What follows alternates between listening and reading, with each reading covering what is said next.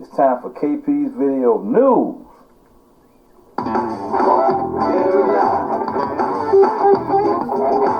KP's Video News, y'all.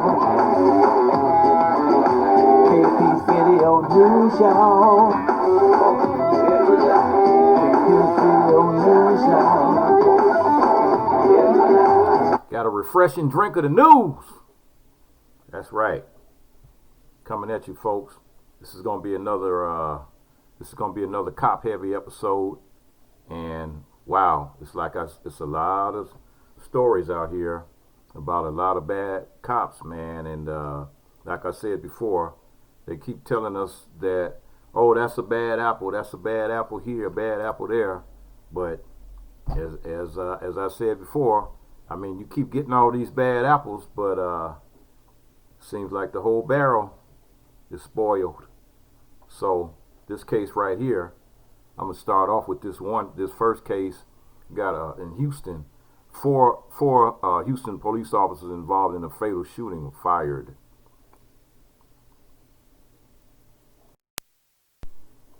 Yes, they were fired.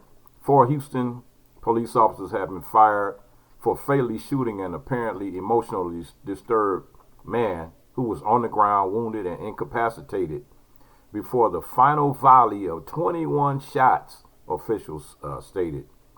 Police Chief Art Acevedo showed graphic body cam video, later released publicly, and announced the department's findings into the April 21st shooting of 27-year-old man Nicholas Chavez.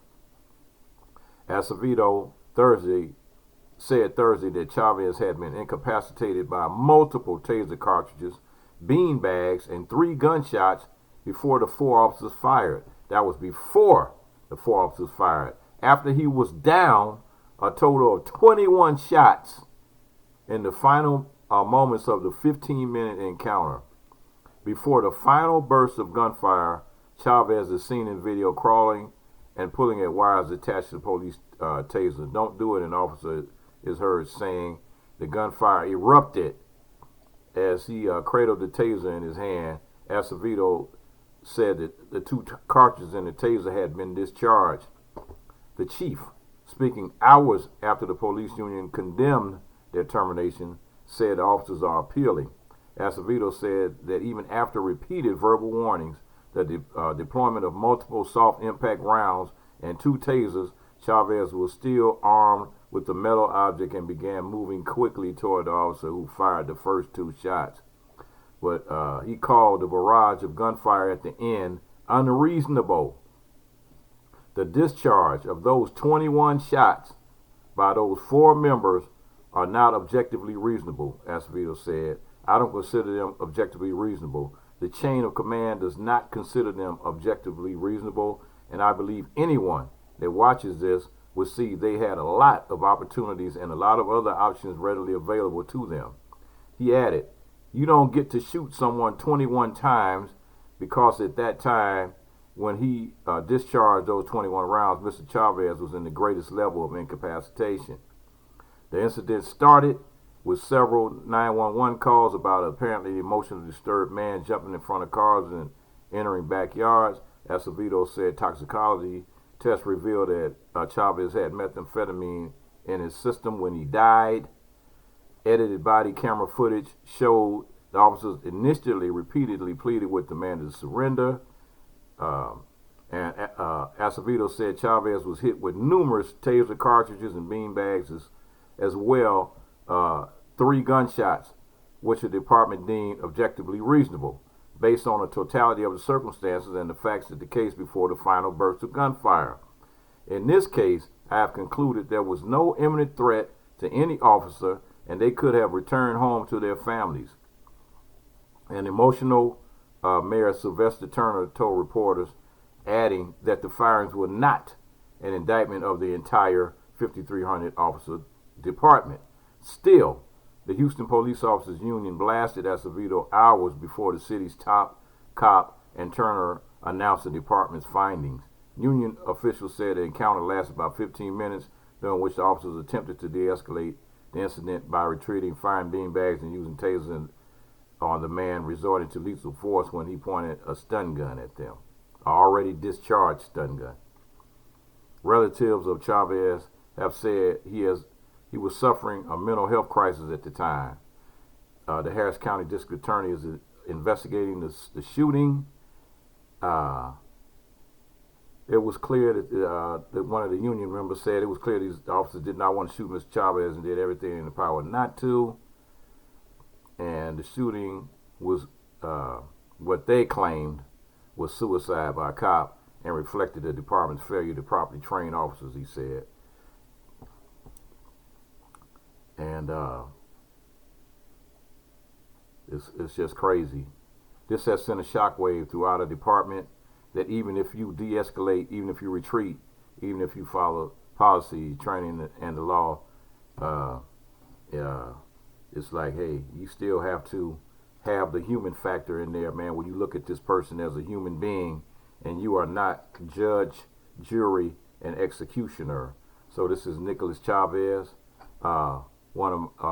rest in peace, Nicholas Chavez, one of the Raza, one of the Brown brothers out of Houston. Rest in peace, and may your family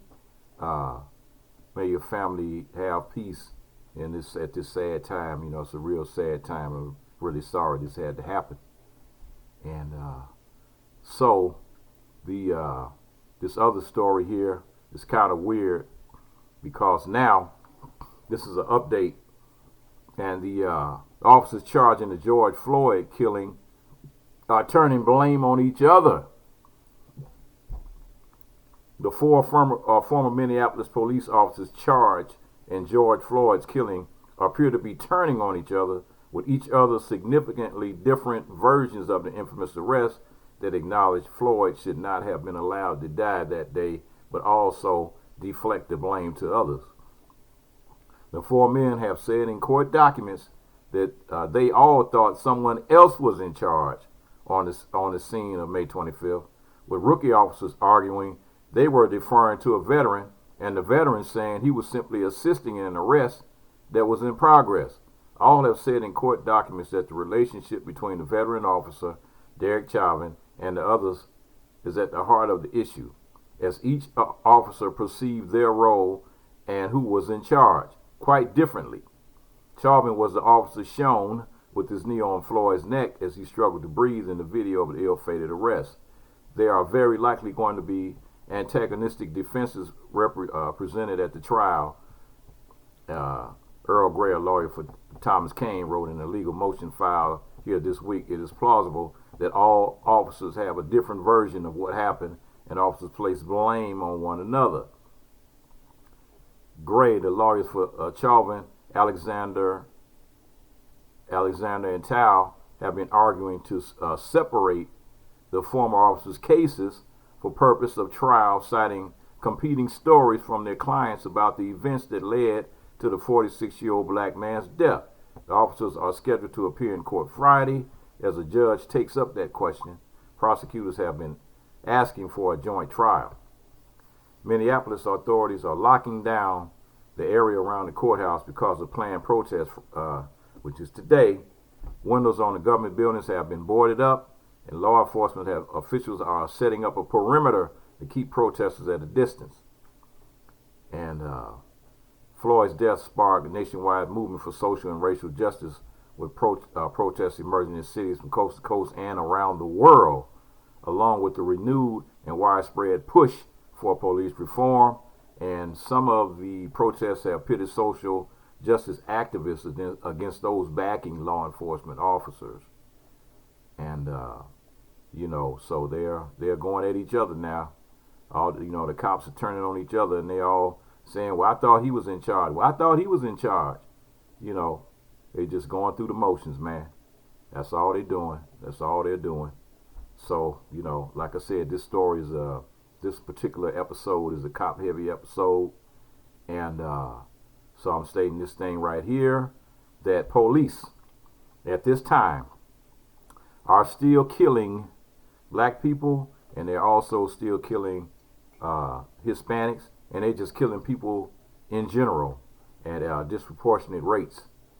On May 25th, George Floyd died after Minneapolis police officer kneeled on his neck for more than 8 minutes. The incident started international protests against racism and police brutality, but in the wake of that mass call for change, police are still killing black men and women at disproportionate rates. Over the following 3 months, from May 26 to August 31st, police in the United States killed 288 people.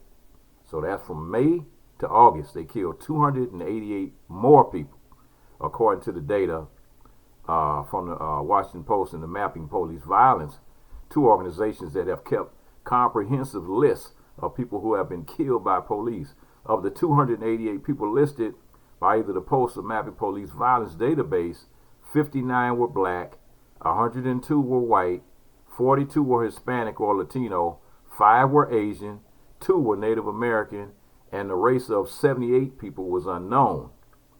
Black people make up roughly 13% of the U.S. population, according to the U.S. Census Bureau, but they accounted for about 20% of the people of the police killed within that time period from May to August. To count those killed by police, Mapping Police Violence draws from police shooting databases, obituaries, criminal record databases, police reports, and other sources. It includes people who died as a result of being shot, beaten, restrained, intentionally hit by a police vehicle, pepper sprayed, tasered, or otherwise harmed by police officers, whether on duty or off duty. The Washington Post log includes every person that has been fatally shot by a police officer. In the 3 months since George Floyd's death, the racial disparity in police killing has increased slightly. The data showed from January 1st to May 25th, black people were approximately 3 times more likely than white people to be killed by police. But from May 26th to August 31st, they were about 3.3 times more likely. For years, data has shown that black people are far more likely to be killed by police than other races. Police have killed more people in the first half of 2020 than in the first half of each of the previous 4 years, according to Mapping Police Violence. Despite more people staying home because of the coronavirus, from January 1st to August 31st of this year, Mapping Police identified 771 people who were killed by police. 164 of them, roughly 21%, were black. Black men and women are often killed at younger ages than people of other races, according to the data, and the average age of black people killed by police in 2020 is roughly 7 years younger than the average of those who are white, according to the data. Out of 38 teenagers and young adults who were under the age of 21 when they were killed by police this year, just under half were black. A widely cited 2019 study published in the scientific journal The Proceedings of the National Academy of Sciences declared that police violence is the leading cause of death among young men, especially those who are black. The study concluded that black men face an exceptionally high risk of police killings, estimated in 1 out of every 1,000 black males can expect to be killed by the police, twice the risk factor by the general male population. While far fewer black women than men are killed by police, black women are still 1.4 times more likely than white women to be killed by police, according to the study. And the data shows that black people are disproportionately more likely to be killed by police whether or not they have a weapon. Of the 594 cases this year in which a person killed by police was allegedly armed, 241 were white and 115 were black. About 80% of the white people killed by police were allegedly armed at the time of the incident, while about 70% of the black people killed by police were allegedly armed. This indicates that police are more likely to kill black people even when they are unarmed. Cases in which a person killed was unarmed have a similar pattern. The data shows of the 69 cases in which a person was unarmed when they were killed, 26 were white and 21 were black. When looking at the total cases for the year by race, the data shows that white people killed by police were unarmed 8.7% of the time, while black people killed by police were roughly 12.8% of the time. These cases do not account for incidents in which it remains unclear if that person was armed or not, or if that person was marked as armed with the vehicle. And I mean, it's, you know, the list. Wow, the list is so long. I can't even read this whole list right now. It's a long list. You know, that long list that it starts with the story that had over in L.A. Dijon Kizzy, where the guy that was riding the bike that got killed by the cops in Los Angeles by the L.A. County sheriffs, driving, riding the bike, killed by the cops. Oh man, this list is so long. It's unbelievable. Wow. Sad situation, man. So I'm gonna do this last story on my cop heavy show today. It's California sheriff deputy burglarized a home after responding to a death there. Now this story is really weird, folks. A Southern California sheriff's deputy accused of stealing items from an unoccupied home days after he responded to a report of a death there is facing burglary charges, officials said today.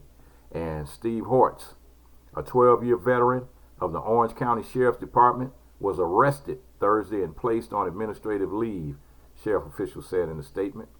Hortz went to the home on July 20th after a report about a man in his 70s who died of natural causes, officials said. They said he returned to the home 3 times in late July and mid-August, once in uniform to unlock a door and twice to remove items. Security video from the home in the city of Yorba Linda, which is contracted for sheriff's service since 2013, captured the crimes, authorities said. Deputy Hortz returned to that residence in the early morning hours, gained entrance to the residence through an unlocked door, and was seen on recording removing items from the residence, Sheriff Don Barnes said at the news conference Thursday. Hortz is accused of taking 2 safes, ceiling fans, a rifle case, and other items yet to be determined. Sheriff's officials said an attorney for the deceased man's estate contacted the department to report items missing and home security videos of the deputy. The Deputies Union and Association of Orange County Deputy Sheriffs did not immediately respond to a request Thursday night. The suspected criminal actions of the deputy are a violation of public trust and are inexcusable and intolerable, Barnes said in a statement. And on Wednesday, the Office of the District Attorney in Orange County and Nice announced an unrelated case against Deputy Angelina Cortez, 41, who is accused of taking a credit card from a suspect and giving it to her son to use. She was charged with filing a false police report. And an association of Orange County Deputy Sheriffs did not immediately respond to a request for comment in Cortez's case either. So that's two dirty cops in Orange County.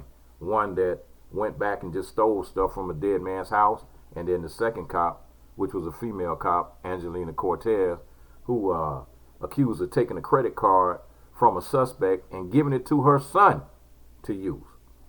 Like, oh, here, son, happy birthday, here's a credit card. Somebody else's credit card. Come on, man.